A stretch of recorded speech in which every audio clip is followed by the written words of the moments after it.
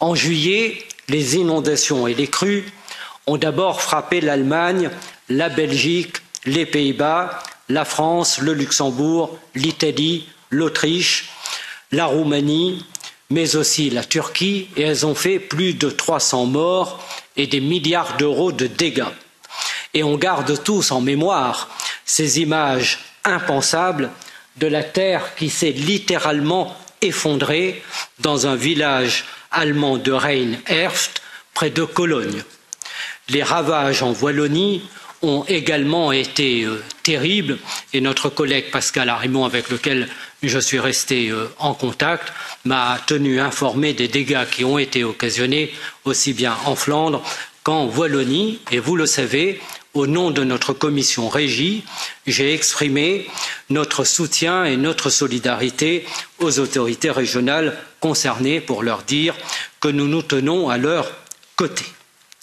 Notre commission Régie, vous le savez, a déposé au mois de juillet, immédiatement après cette catastrophe, une demande de questions orales avec débat en plénière.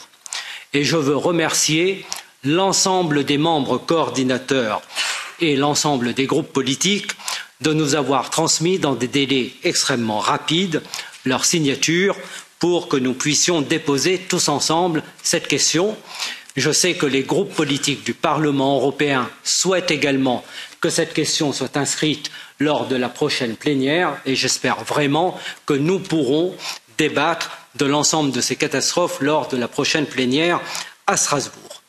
À ces inondations se sont ensuite ajoutées les vagues de chaleur et les incendies de forêt qui ont ravagé de vastes régions du sud de l'Europe, notamment en Grèce, en Italie et en France.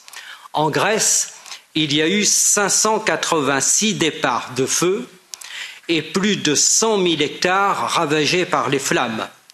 Des écosystèmes vitaux et d'innombrables animaux sauvages et domestiques ont été emportés, particulièrement dans la région d'Olympie et sur l'île d'Eubée. En Italie, en Sicile et en Calabre, il a fallu faire face à plus de 500 départs d'incendie en 4 jours seulement, avec des températures records absolument inimaginables de plus de 48 degrés. En France, dans le Var, plus de 7000 hectares ont été brûlés.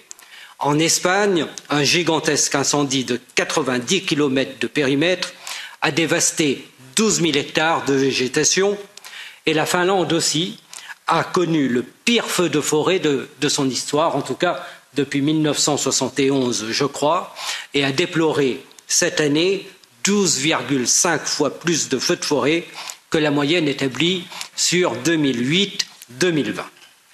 Si je rappelle tout ceci, c'est pour que chacun et chacune prenne bien la mesure du caractère tout à fait exceptionnel de cet été absolument catastrophique. Mais nous devons avoir conscience que ce que nous considérons comme exceptionnel aujourd'hui risque de devenir une donne permanente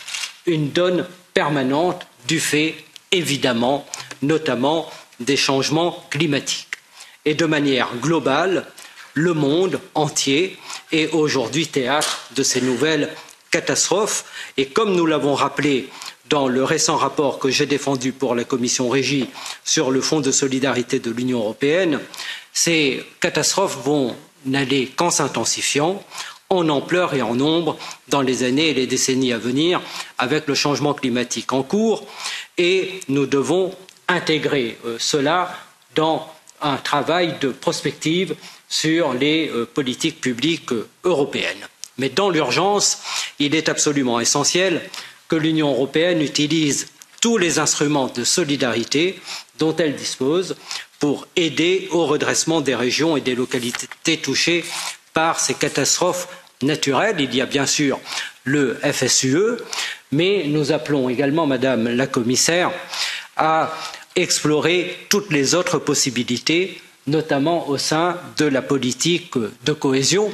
Et je suis convaincu que nous devons engager un chantier pour que les régions puisse s'adapter de stratégies régionales d'adaptation au changement climatique. C'est là un enjeu tout à fait majeur et un champ tout à fait nouveau de travail qui est devant nous.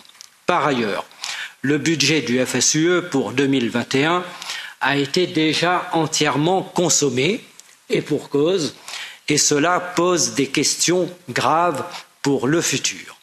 Et nous devons d'ores et déjà penser à une modification conséquente des dotations du FSUE, car nous le voyons, le FSUE est déjà dépassé et il ne permet déjà plus de faire face en réalité à l'urgence et place l'Europe dans une situation difficile pour répondre aux différents besoins qui s'expriment. Et c'est pourquoi le rapport que nous avons adopté au Parlement européen appelle à un renforcement des dotations comme à repenser le dispositif.